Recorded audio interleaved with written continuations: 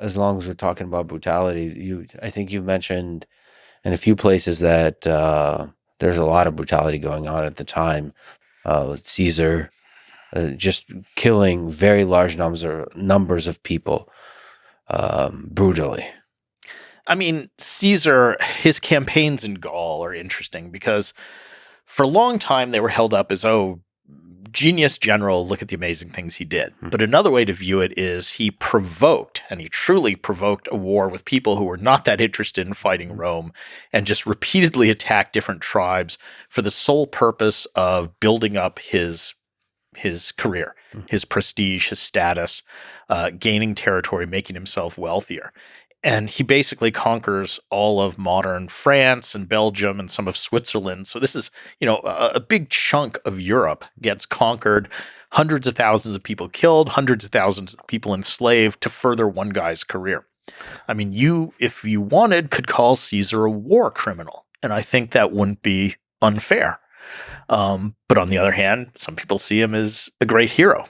I mean, to talk about history and its reception, it's quite interesting to see how Caesar has been viewed by different generations. So at different points in time, the sort of, received wisdom on Caesar is very different. So back in the, let's say the 1920s or 30s, there were a number of scholarly things written which kind of looked at Caesar as an admirable figure. He's a strong man who knows what Rome needed and, was going to give it to them. And of course, that's the era when fascism was kind of trendy and was seen as a positive thing. And then you get, Hitler in World War II, and all of a sudden fascism's not so favored anymore. And then in that post-war generation, all of a sudden Caesar's terrible. He's a dictator. He's destroying the republic.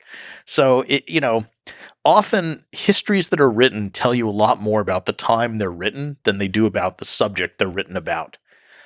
Do we know, what did Hitler or Stalin think about the Roman Empire? I mean, certainly they borrow a lot of the trappings. I mean, Nazi Germany borrows a lot of iconography from ancient Rome. They carried around little military standards with eagles on them, just like the Romans. But then everybody does that. I mean, the U.S. has eagles as their standards. Mussolini had them. Napoleon had eagle standards for his, military. So a lot of people like that imagery.